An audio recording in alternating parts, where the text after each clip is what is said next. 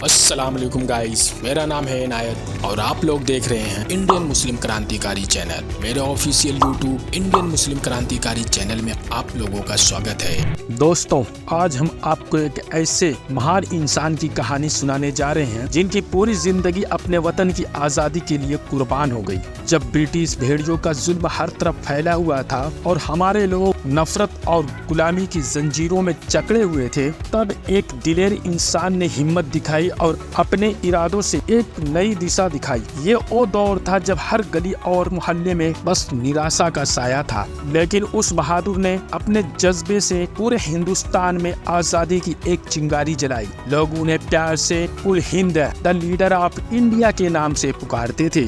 जी हाँ दोस्तों, हम बात कर रहे हैं मौलाना सैफुल हिंद हजरत मौलाना महमूदुल हसन देवबंदी की। इस वीडियो में हम जानेंगे कि कैसे उन्होंने अपनी तालीम और जज्बे से पूरे देश को एकजुट किया और अंग्रेज भेड़ियों के खिलाफ एक मजबूत मोर्चा खड़ा किया। तो क्या आप तैयार हैं इस सफर पर चलने के लिए हमारे साथ दोस्तों? तो चलिए शुरू करते हैं फिर इस वीडियो को। दोस्तों, क्या है, एक वो दौर था, आजादी के लिए लोग पूरी जिंदगी दे देते थे, आधी आधी जिंदगी जेलों में काटी। एक ये दौर है। हमारे ही बाप दादाओं की कहानी हमें सुनने के लिए 10 मिनट हमारे पास नहीं है। आप सोच सकते हो कि हम कहाँ जा रहे हैं, कैसे हमारा इतिहास कोई याद रखेगा। जब हम खुद इसे सुनेंगे, खुद उसे जानेंगे नहीं, तो कैसे कोई और दूसरा करेगा। चलो आगे चलते हैं, वीडियो में बने रहें। मौलाना महमूद हसन का जन्म 1851 में बरेली उत्तर प्रदेश में हुआ। उनके वालिद जुल्फिकार अली एक प्रोफेसर थे, लेकिन उनके दिल में भी अंग्रेजों के खिलाफ गुस्से का सोना था। मौलाना के बचपन में 1857 की क्रांतिकारी का गहरा असर पड़ा। ये वही साल था जब हिंदुस्तान ने पहली बार अंग्रेजों के खिलाफ आवाज बुलंद की थी। उस वक्त अंग्रेजों के जुल्म और सितम को देखकर ही छोटे महमूद के दिल में आजादी का सपना घर कर गया। उस मासूम ने तभी ठान लिया था कि वो एक दिन इस वतन को आजाद करवा कर ही दम लेगा। दोस्तों, जब मौलाना महमूद 13 साल के थे, तब उन्होंने दारुल उलूम देवबंद में दाखिला लिया। दारुल उलूम देवबंद उस दौर में एक ऐसा मरकज था जहां से अंग्रेज के खिलाफ जज्बा और जोश के साथ तालीम का पैगाम भी मिल रहा था। उनके उस्ताद मौलाना कासिम नानोतवी ने उन्हें सिर्फ इल्म ही नहीं सिखाया, बल्कि उन्हें सिखाया कि एक सच्चा मुसलमान अपने मुल्क और मजहब दोनों के लिए जान देने को तैयार रहता है। वो जगह उनके लिए सिर्फ एक मदरसा नहीं थी, बल्कि एक ऐसी पनाहगाह थी जहां उन्होंने आज़ादी का सपना देखा और महसूस किया। इसी देवबंद में उन्होंने उस्तादों से सीखा कि गुलामी सिर्फ बदन की नहीं, बल्कि रूह की बेड़ियों को तोड़ने का नाम है। अपनी तालीम पूरी करने के बाद मौलाना महमूद हसन ने नौजवानों को तैयार करना शुरू किया। उनके लिए ये सिर्फ इल्म देना नहीं था, बल्कि एक मकसद देना था। उनके शागिर्द थे मौलाना हुसैन अहमद मदनी, मौलाना उबैदुल्लाह सिंधी और मौलाना अनवर शाह काश्मीरी। ये वो नौजवान थे जिन्होंने हिंदुस्तान के लिए अपनी जिंदगी कुर्बान करने का इरादा किया था। मौलाना महमूद हसन ने इन्हें सिखाया कि सिर्फ किताबों से तालीम हासिल करना ही काफी नहीं, बल्कि खुद को इस मुल्क की आज़ादी के लिए भी तैयार करना होगा। उन्होंने इन्हें हर वो हुनर सिखाया जिससे वो अंग्रेजों के खिलाफ खड़े हो सकें। उनके हर शागिर्द के दिल में वही आग थी जो खुद मौलाना के दिल में जल रही थी। दोस्तों, मौलाना ने सिर्फ जज्बे से नहीं, बल्कि एक तहरीक के जरिए अंग्रेजों के खिलाफ मोर्चा भी तैयार किया था, जिसका नाम था रेशमी रुमाल तहरीक। ये एक खुफिया पैगाम था जो उन्होंने अपने साथी मुजाहिदों को भेजा था। इस तहरीक का मकसद था कि तुर्की के साथ एक गठबंधन बनाकर अंग्रेजों के खिलाफ एक बड़ी जंग छेड़ी जाए।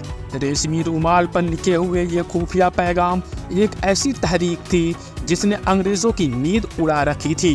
दोस्तों, उन्होंने तुर्की के गवर्नर हरी पाशा से मुलाकात की और एक बड़ी योजना तैयार की। अगर ये तहरीक सफल होती तो शायद अंग्रेजों को उसी वक्त हिंदुस्तान छोड़कर भागना पड़ता, लेकिन अफसोस अंग्रेजों को इसकी भनक लग गई और उन्होंने मौलाना महमूद हसन को गिरफ्तार कर लिया। दोस्तों, मौलाना को और उनके साथियों को माल्टा की जेल में भेजा गया। ये जेल नहीं बल्कि एक ऐसा जहन्नुम थी जहां अंग्रेजों ने उन पर हर तरह का जुल्म किया। 3 साल से ज्यादा वक्त उन्होंने उस जेल में काटा, लेकिन इन शक्तियों ने उनके इरादों को कमजोर नहीं होने दिया। वो कहते थे कि अगर एक मोमिन के दिल में अपने मुल्क का प्यार हो तो उसे कोई भी तकलीफ तोड़ नहीं सकती। आखिरकार 8 जून 1922 को मौलाना महमूद हसन हिंदुस्तान लौटे। जब वह वतन वापस आए तो पूरा मुल्क उनका इंतजार कर रहा था।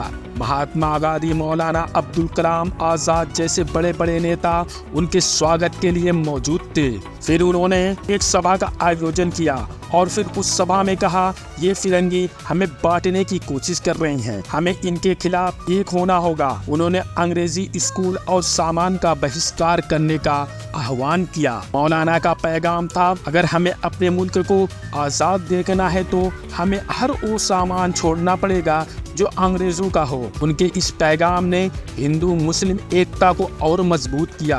उनके कहने पर हिंदुस्तानियों ने अंग्रेजी स्कूल का बहिष्कार किया और एक बड़ी ताकत के तौर पर खड़े हो गए। दोस्तों, उन्होंने खिलाफत तहरीक में भी हिस्सा लिया और हिंदुस्तानियों को सांप्रदायिकता से ऊपर उठने का पैगाम दिया।